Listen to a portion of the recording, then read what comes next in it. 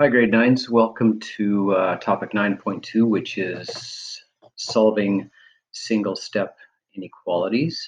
So last lesson in 9.1, we just wrote what an inequality was and wrote inequalities based on word statements and vice versa, and a little bit of graphing of an inequality. So today, what we're going to do is we're actually going to solve an inequality.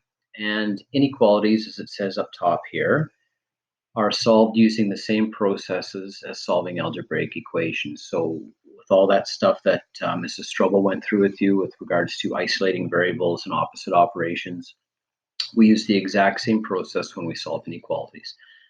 So here is an example of an algebraic equation. It has exactly one solution when I solve it. And if I had to solve this one using algebraic processes, the opposite of adding 3 would be subtracting 3. And again, what I do to one side, I have to do to the other side to keep it in balance. And I'm left with, on the left side, h is equal to 2. And it can only be 2. That's the only solution to this equation. So equations have one solution. And I'm not sure if Mrs. Strobel gave you the official definition of algebra, but it is, you might want to get this down, what mermaids wear. And if you think about it, they wear algae bras. That's my one math joke. Sorry about that. So we'll get back to solving inequalities. And exact same inequation or inequality as this equation, but instead of an equal sign, we have this less than symbol. We solve it exactly the same way.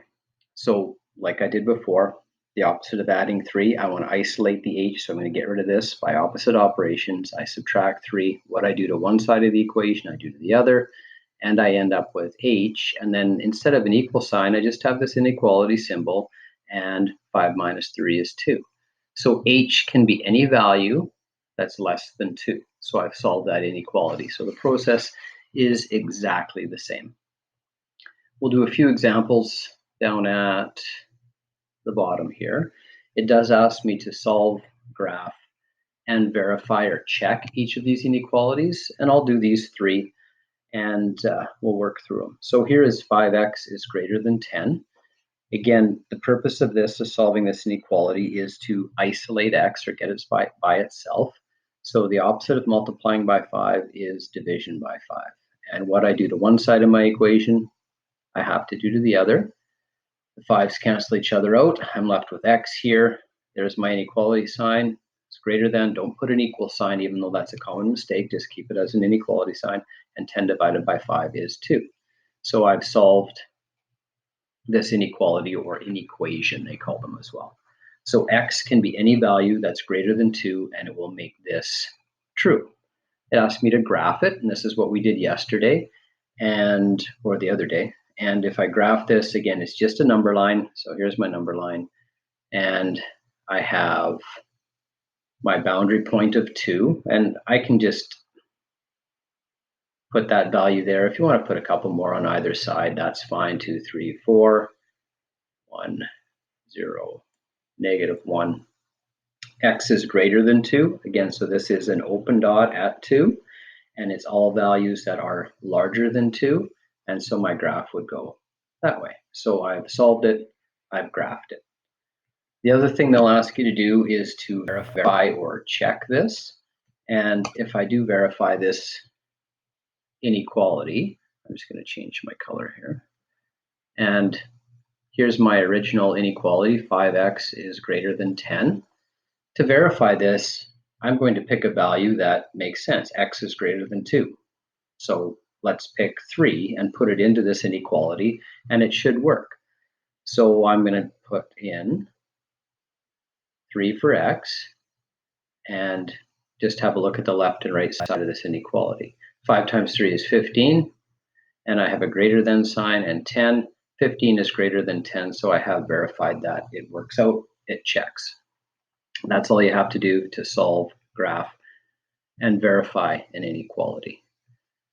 Next one here, is x minus 3 is greater than or equal to 2. Again, just like in algebraic equations, I want to isolate the variable, and I do that through opposite operations. So the opposite of subtracting 3 is adding 3. What I do to one side, I do to the other side, and I'm left with x on the left side. Again, there's my inequality symbol of greater than or equal to, and 2 plus 3 is 5. So I've solved it. X is greater than or equal to 5. Again, if I wanted to graph this, quick number line, boundary point of 5. You might put a couple above 5 or 1 or 2, and some below. That's supposed to be a 6 here. And greater than or equal to 5, again, greater than or equal to, we have a shaded in dot, and those are values that are from 5, including 5, and bigger, so my graph would be headed that way. In the last example here, we've got x divided by 3 is less than negative 5. Again, opposite operations, I want to get this x by itself. The opposite of dividing by 3 is multiplication. Whoa, let's fix that. Multiplication by 3. So I multiply this side by 3, and I multiply this side by 3. And what I end up with is the 3's cancel each other out. I'm left with x, and negative 5 times 3 is, and again, I put an equal sign there, so I made a mistake. Let's fix that. I need to have my less than symbol. Negative 5 times 3 is negative 15. So x is any value less than negative 15. And again, I could graph that. I will verify this one. So I pick a value that's less than negative 15. I don't know, let's pick negative 18. So my original equation was x divided by 3 is less than negative 5.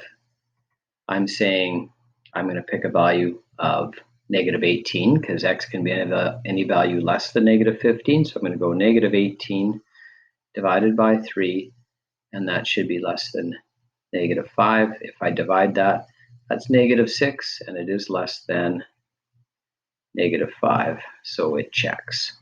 So solve, graph, verify, those are single step or one step inequalities or inequations. And just at the bottom here, to verify, we just substituted in a value that works, and just to show that it does verify, and you're good to go.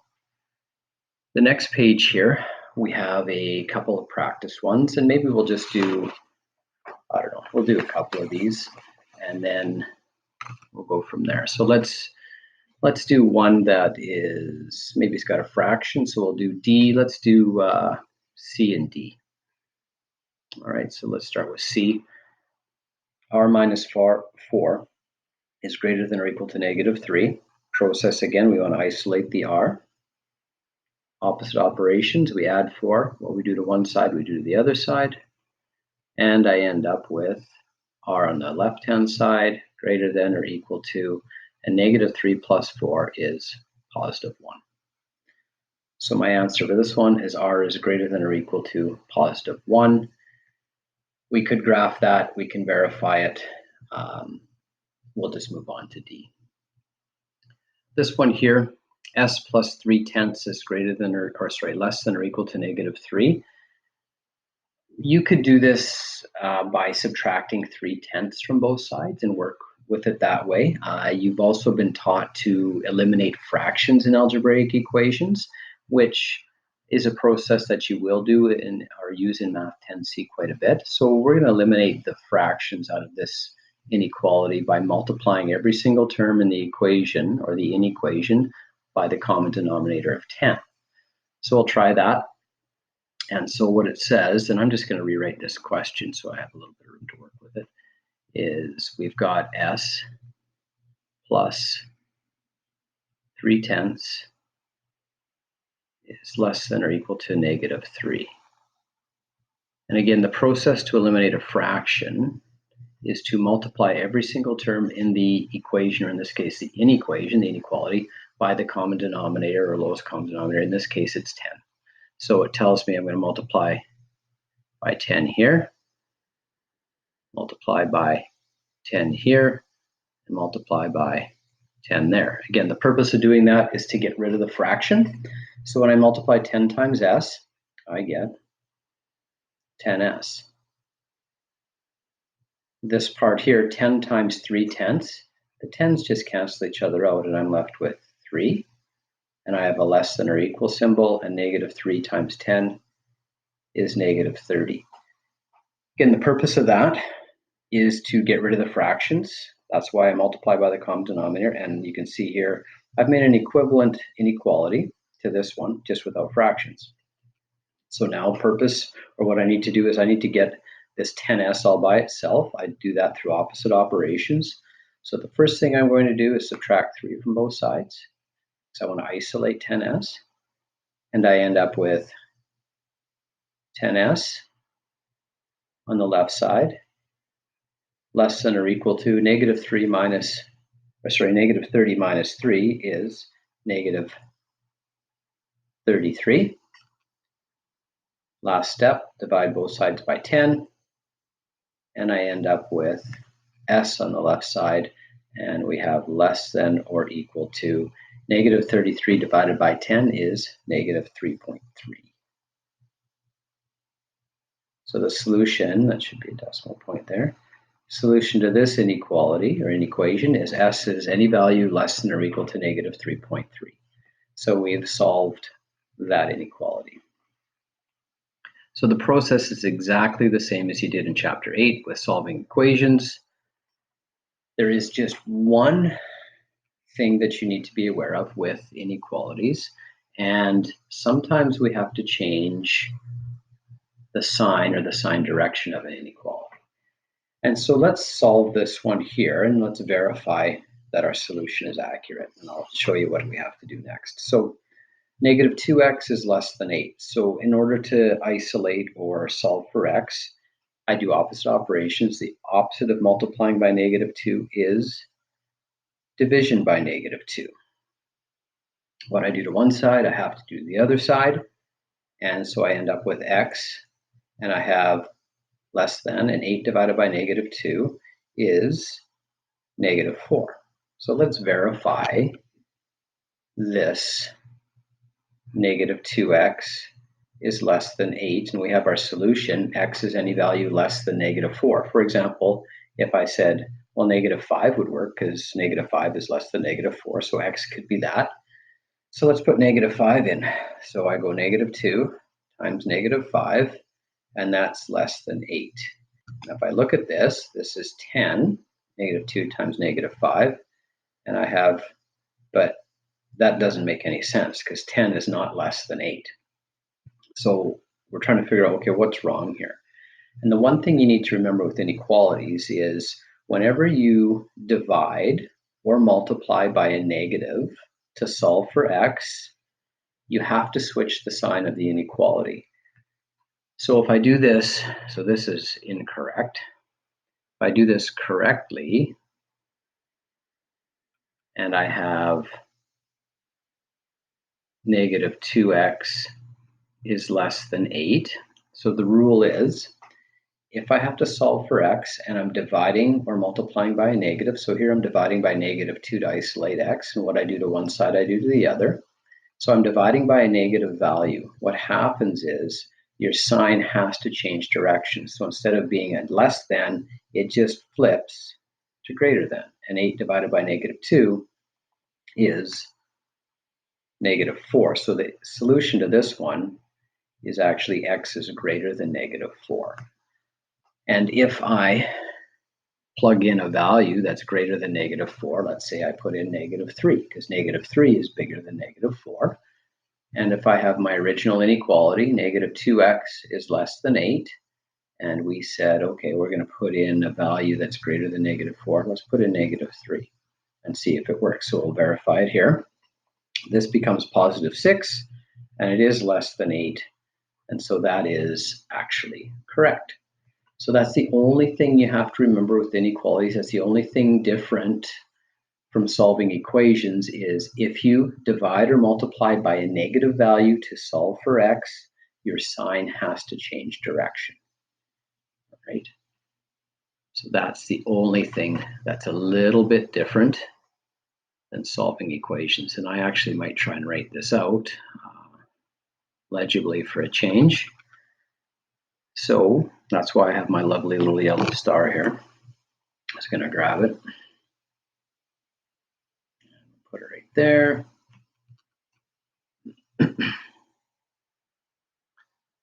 So when solving inequalities, whoops.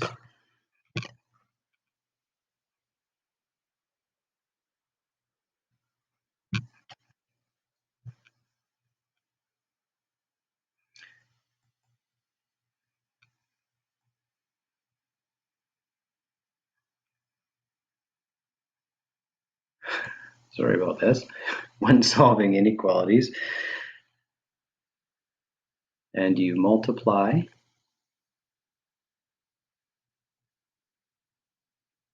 or divide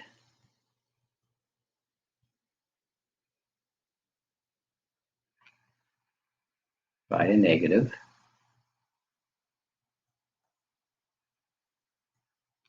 to solve for x, or the variable, whatever the variable is, you must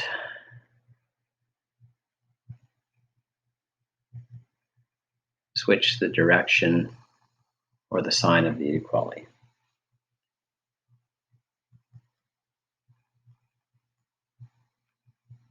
Of the inequality. Wow. And if you could read that, you're a better person than me. I apologize. You just need to remember that when you're solving, you have to divide. If you have to divide or multiply by a negative, the sign direction of that inequality has to switch to the other way. And then it works. So here on this next page are a few practice ones. We won't do each one, but what I'd like you to try is I'm going to get you to try, I don't know, maybe let's do A, try that one. Let's try C, and let's try E, this one right here. So if you want to give those a go, maybe pause the video, try A, C, and E on your own, and I'll work through them in just a second here, and we'll see how you did. I'm just going to move this number line out of the way. If I could grab it, there we go. And let's try A. Let's just solve and graph each of these ones. So x plus 12 is less than 20. So again, I want to isolate the x, so I subtract 12 from both sides. What I do to one side, I do to the other. And I end up with x on the left side. And here, 20 minus 12 is 8. No sign change at all. We don't change the direction. We're not multiplying or dividing by a negative. We're just subtracting 12 from the left side and from the right side.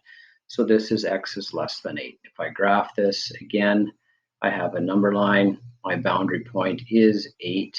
I can put some other values in here if I want. And what I've got is x is less than 8, open dot at 8, and it's all values that are smaller, so it'd be headed that way. So that would be solving, graphing.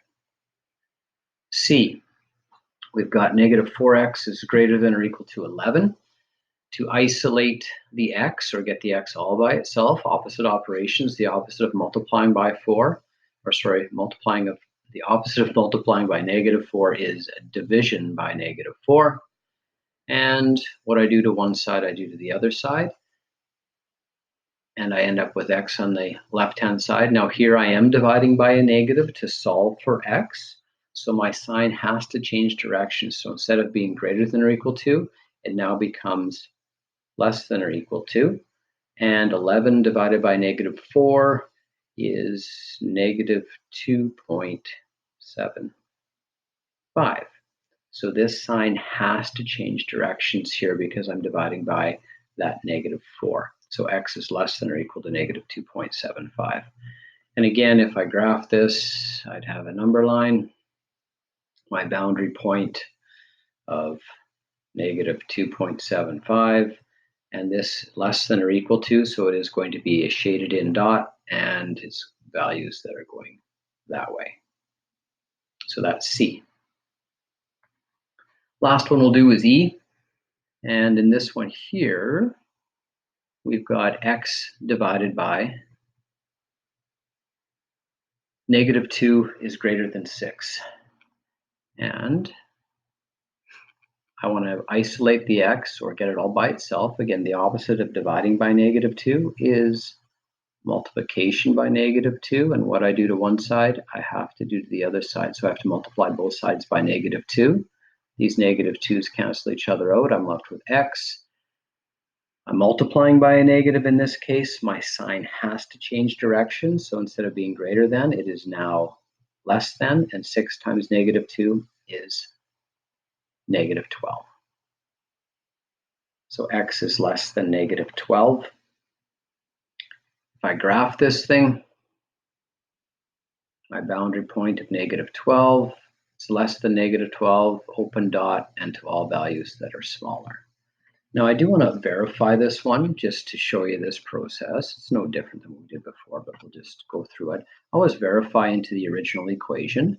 So my original inequation, my original inequality is x divided by negative 2 is greater than 6. So I'm still verifying into the original equation. I don't do the sign change there.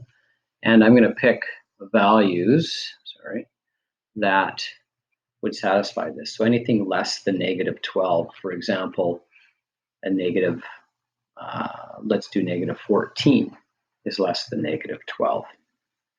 So if I put negative 14 in here, negative 14 divided by negative 2, and this is the original sign again here. Negative 14 divided by negative 2 is 7, and 7 is greater than 6, so that does verify correctly.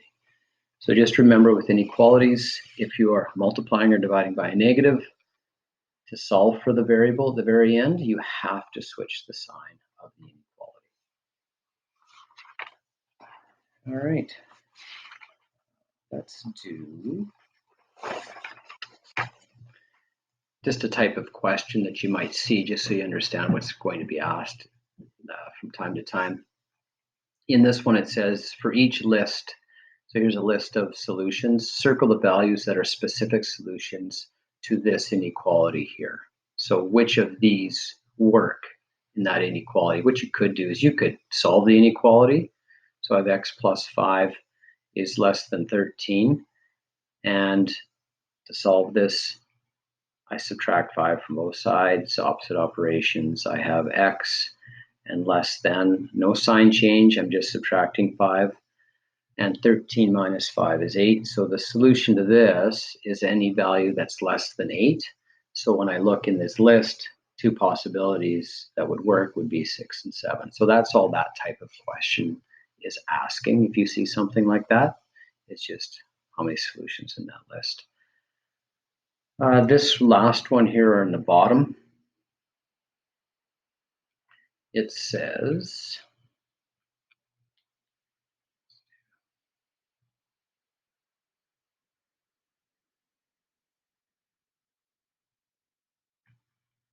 verify whether the number line below is the correct solution to this inequality. And this number line is, it's hard to tell on this copy, but it's actually an open dot and it's headed this way. So the solution that it's saying is x is greater than 6. So it's asking you whether this solution actually fits with this inequality. So what I can do is I can solve this, and greater than x plus 4. Now if they flip this and put the x plus 4 on the right hand side and the 10 on the left, that's okay, still work with it just like we would algebraically. I want to isolate x, so I subtract 4 from both sides. What I do to one side, I do to the other. I'm left with x here.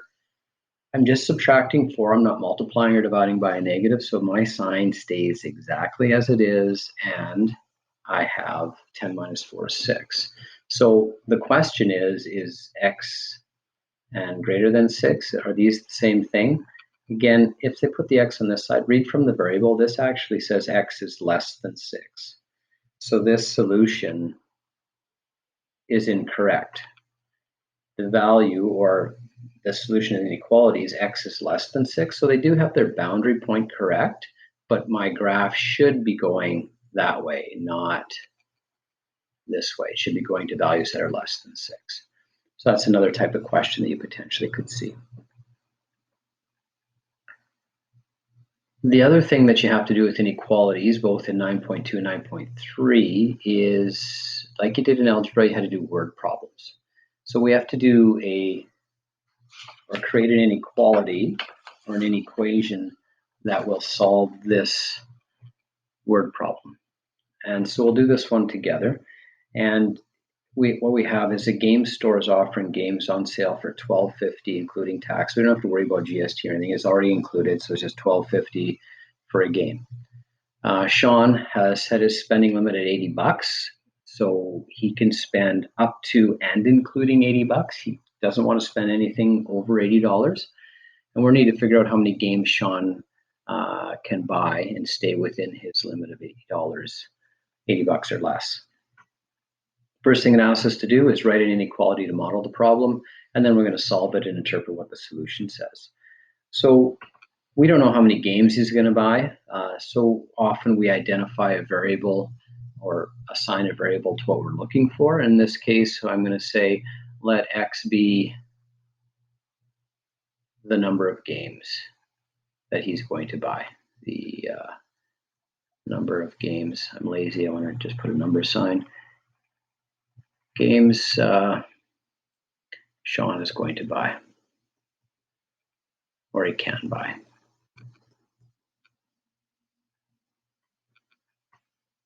So $12.50 per game. So to write my inequality, I've got $12.50 times, I don't know how many games I'm going to buy. I'm going to call that x. And I have to stay, my spending limit is $80. So I have to stay less than or equal to $80. So that would be the inequality. That's A, writing an inequality to model that problem. And now I just solve it. So it's $12.50x less than or equal to $80. So to isolate x, again, all I do is divide both sides by $12.50, because the opposite of multiplying by $12.50 is division by $12.50. And what I end up with is x is less than or equal to, and if I take my calculator and go 80 divided by $12.50, what do we got here? 80 divided by $12.50, and I get 6.4. So x is less than or equal to 6.4. Now it does ask me to interpret what that means. And all that means is he can buy, because he can't buy 0.4 of a game. You're either buying 1 game, 2 games, 3 games, 4 games, 5 games, 6 games, 7 games. So he can buy anything less than or equal to 6.4. So he can buy 6 games and stay within his budget. As soon as he buys a 7th game, he's over $80. So the number of games he can buy, anything less than or equal to 6 games, basically. So that would be interpreting the solution to that inequality. So that's topic 9.2, solving single-step inequalities. There will be an assignment attached, as always. Give it a try, see how you do. Always, if you're having some difficulties, please get a hold of us. We'd be happy to help you. And have a great day, and we'll talk to you soon. Take care.